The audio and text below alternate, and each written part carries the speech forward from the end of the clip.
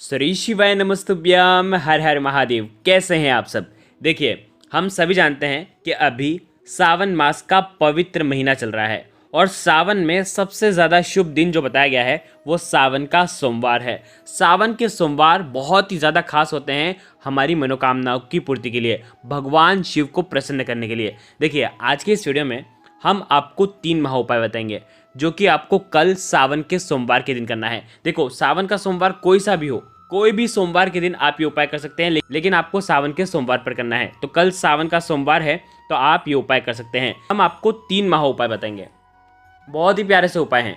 पहला जो उपाय होगा, विशेषकर कुछ भी चीज़ भगवान शिव के ऊपर आपको अर्पित नहीं करनी है, मात्र 3 बार भगवान को स्पर्श करना है और आपकी मनोकामना परिपूर्ण हो जाएगी पहले उपाय में। देखिए, दूसरा जो उपाय होगा, विशेषकर कई लोगों के कामकाज ढंग से नहीं चलते हैं, पहले अच्छे चलते थे, फिर बाद में धीरे धीरे काम जो है कम पड़ने लग गया है, ठप सा हो गया है, या किसी किसी के काम जो है वो बंद भी हो गए हैं। तो यदि आपको काम काज में कोई तकलीफ आ रही है, आपकी नौकरी में कोई तकलीफ आ रही है, पैसों से जुड़ी कोई संबंधित कोई परेशानियां हैं, कोई आपका पैसा ले जा कर लौटा नहीं रहा है, तो आपको ये उपाय करना चाहिए। बहुत ही प्यारा सा उपाय है दूसरा उपाय। और तीसरा जो उपाय होगा, विशेषकर बीमारी को दूर करने के लिए है। बहुत ही प्यारे से उपाय हैं। देखो, तीनों उपाय बहुत ज़्यादा महत्वपूर्ण हैं। महत्वपूर्ण इसलिए हैं क्योंकि सावन के सोमवार पर आपको करना है। देखो, जैसे आप ये उपाय करोगे वैसे ही आपकी सारी परेशानियां दूर हो जाएगी। पूज्य गुरुदेव की ही कथा सुन करके, समझ करके समझाने का पूरा प्रयास करूंगा। लेकिन आपसे रिक्वेस्ट है, अगर चैनल पर पहली बार आए हैं तो चैनल को ज़रूर सब्सक्राइब करें और कमेंट में ओम नमः शिवाय हर एक शिव भक्त को लिखना चाहिए। देखो, सबसे पहला उपाय, जैसा कि हमने आपको बताया कि आपको इस उपाय के लिए कुछ भी चीज़ घर से ले जाने की आवश्यकता नहीं है। न जल ले जाना है, न चावल ले जाना है, कोई भी धान आपको नहीं ले जाना है, कोई भी द्रव्य आपको नहीं ले जाना है और आपकी मनोकामना परिपूर्ण हो जाएगी। देखो, अगर आप सावन सोमवार पर पूजा के लिए कोई सामग्री ले जा रहे हैं तो वो तो आपको ले जानी है, ठीक है। आप ये जो उपाय है, आपको इसके लिए कोई विशेष सामग्री नहीं ले जाना है, ठीक है। आपको क्या करना है, सावन सोमवार के दिन आपको प्रदोष काल के समय, विशेषकर प्रदोष काल के समय अगर आप ये उपाय करते हैं तो सर्वोत्तम होता है। क्या करना है, भगवान शिव के मंदिर में जाना है।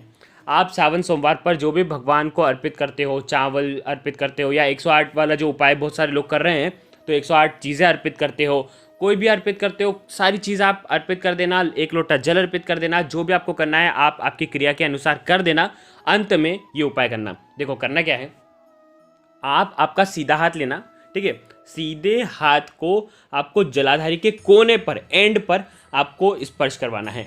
स्पर्श करवाओगे, छुआओगे, ओम नमः शिवाय का आपको जाप करना है। फिर हटाना, फिर वापस से चिपकाना, ओम नमः शिवाय का जाप करना, फिर वापस से हटाना, फिर वापस से स्पर्श करना, ओम नमः शिवाय का जाप करना। 3 बार स्पर्श करके 3 बार ओम नमः शिवाय का जाप बोलना है और उसके बाद आपकी मनोकामना बोलनी है, बस। अब देखिए, ये जो हाथ है आपको आपके नेत्र पर लगाना है, आपके सिर पर लगाना है और आपकी वापस से जो भी मनोकामना है वो आपको बोल देनी है। बस इतना सा उपाय करना है। देखो, आपकी कोई भी मनोकामना होगी वो निश्चित ही इस उपाय से परिपूर्ण हो जाएगी। देखो, पहला उपाय हो गया। अब हम बात करते हैं दूसरे उपाय की।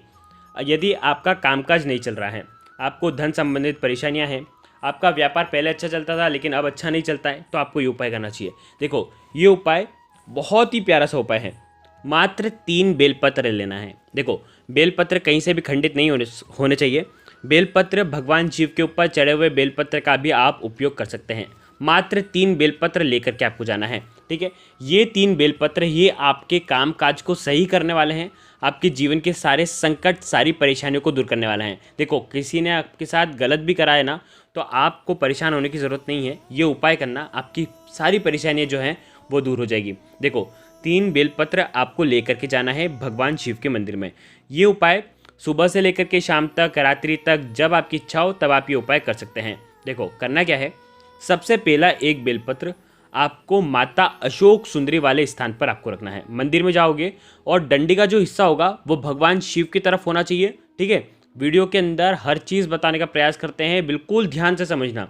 डंडी का हिस्सा जलाधारी की तरफ नहीं होकर के भगवान शिव की तरफ होना चाहिए, ठीक है। और बेलपत्र उल्टा अर्पित करना, यानी कि चिकना वाला जो हिस्सा है वो माता अशोक सुंदरी वाले स्थान पर अर्पित होना चाहिए, ठीक है। वहाँ पर जैसे ही आप ये बेलपत्र रखेंगे, पहला बेलपत्र, आपकी मनोकामना आपको बोलनी है। पहला बेलपत्र रख दिया। अब जो दूसरा बेलपत्र है, भगवान शिव के ऊपर जो जल का पात्र लगा हुआ रहता है ना, वहां पर स्पर्श करवानी है, वहां पर आपको रखनी है। वहां पर रखते समय आपको जया, विसरा, शामिल बारी, देव, दूतली, इन पांचों का आपको नाम लेना है।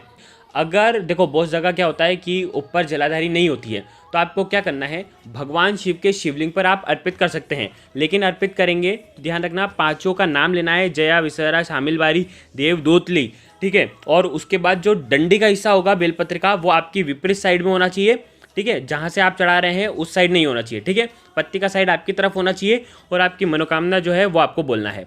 आ गई आपको बात समझ में। दो जगह आपने बेलपत्र चढ़ाई है, एक माता अशोक सुंदरी वाले स्थान पर और दूसरी जो बेलपत्र है मटके के वहाँ पर चढ़ाना है, ऊपर जो जलाधारी के वहाँ पर चढ़ाना है। लेकिन अगर जलाधारी नहीं हो तो फिर आप ऐसा करना, भगवान शिव के शिवलिंग पर आप अर्पित कर देना, ठीक है। अब देखो तीसरी जो बेलपत्र है, अब इस उपाय को समझना। तीसरी बेलपत्र को आपको भगवान गणेश के जो स्थान है ना, शिवलिंग के सीधे तरफ जो गणेश जी का स्थान है, वीडियो के अंदर बताने का प्रयास कर रहा हूँ। देखो यहाँ पर आपको स्पर्श करवाना है, रखना नहीं है, स्पर्श करवाना है, छुआना है, ठीक है। जैसे ही रखी गणेश जी वाले स्थान पर, वैसे ही आपको उठाना है और आपको सीधे बेल पत्र के पेड़ के वहाँ पर चल जाना है, बेल वृक्ष के वहाँ पर चल जाना है और बेल वृक्ष की जड़ में आपको ये रख करके आ जाना है, स्पर्श कर देना है, वहाँ पर रख देना है। और आपको बेलपत्र की जड़ में जैसे ही रखोगे वैसे ही बात ध्यान रखना, वहाँ पर कोई भी कंकर हो, कंकर को शंकर मान करके आपको ये बेलपत्र रख देना है। आ गई आपको बात समझ में। और जब बेल वृक्ष की जड़ में आप ये रखोगे तब आपको वापस से आपकी मनोकामना बोलनी है। देखो 3 बेलपत्र का ये महा उपाय था। तीनों बेलपत्र कहाँ पर रखनी है, कैसे रखनी है, पूरा हमने आपको बता दिया। इस प्रकार से ये उपाय करना, तीनों जगह आपको आपकी मनोकामना बोलनी है। देखो अब तीसरा उपाय जो कि आखिरी उपाय है, बहुत ही प्यारा सा उपाय है। आपके घर में बहुत ज़्यादा बीमारी रहती है, ठीक है। देखो बीमारी किसकी वजह से हो रही है, पितरों की वजह से भी हो सकती है, पितृदोष लगा हो सकता है, या आपके पूर्व भव के कर्म हो सकते हैं। तो आप अगर चाहते हैं कि आपके जीवन से बीमारियां दूर हो जाए तो आपको ये उपाय करना चाहिए। देखो बहुत ही प्यारा सा उपाय है। ये उपाय भी आपको सावन के सोमवार के दिन करना है। कल करना चाहें तो कल भी आप ये उपाय कर सकते हैं। देखो करना क्या है, जो भी बीमार व्यक्ति रहेगा अगर वो करेगा ये उपाय तो सर्वोत्तम होगा, सर्वोत्तम। वो ही अगर करेगा तो सर्वोत्तम होगा, नहीं तो घर का कोई भी व्यक्ति वैसे कर सकता है। देखो करना क्या है, एक स्टील की कटोरी ले लेना, ठीक है। इस कटोरी के अंदर एक बेलपत्र रख देना, ठीक है। अब ये जो कटोरी और बेलपत्र है, देखो बेलपत्र अगर नहीं है आपके पास तो भगवान शिव के मंदिर में जा करके चढ़े हुए बेलपत्र शुद्ध जल डाल करके उपयोग में ले सकते हो। क्या करना है, कटोरी के अंदर बेलपत्र रख दिया। अब ये जो कटोरी है और ये जो बेलपत्र है, ये आपको आपके घर के मटके के पास में आपको रखना है। मटके का स्थान यानी कि पितरों का स्थान, मटके के स्थान पर रख देना है। 1-2 घंटे उसे वहीं पर पड़े रहने दें, कुछ भी आपको छेड़खानी नहीं करनी है। 1-2 घंटे पड़े रहने दें, 1 घंटे या तो 2 घंटे आप पड़े रहने दें। उसके बाद आपको ये उठाना है और उसके बाद ये जो बेलपत्र है इसको आपको निकालना है और सीधे आपके घर के बाहर निकल करके जो भी बेलपत्र का पेड़ आपके घर के सबसे नज़दीक में है, देखो अब आपको क्या करना है, ये जो बेलपत्र है, बेलपत्र के वृक्ष की जड़ में आपको स्पर्श करवाना है, ठीक है, छुआ देना। और उसके बाद ये जो बेलपत्र है ये आपको ले जाना है भगवान शिव के मंदिर में और भगवान शिव के मंदिर में भगवान शिव के शिवलिंग पर आपको अर्पित कर देना है। और आपकी जो भी बीमारी है उसका स्मरण करना है कि घर में इस व्यक्ति को बीमारी है, ये बीमारी दूर हो जाए, ऐसी आपको कामना करते हुए ये सुंदर सा उपाय करना है। तो देखो आज के इस वीडियो में 3 महा उपाय, बहुत ही प्यारे से चमत्कारिक उपाय है, ज़रूर आप ये करना। हमने बताने का प्रयास किया है, फिर भी अगर आपको कुछ समझ में ना आए तो कमेंट में पूछ लेना, गलती नहीं करना है। श्री शिवाय नमस्तुभ्यम। हर हर महादेव।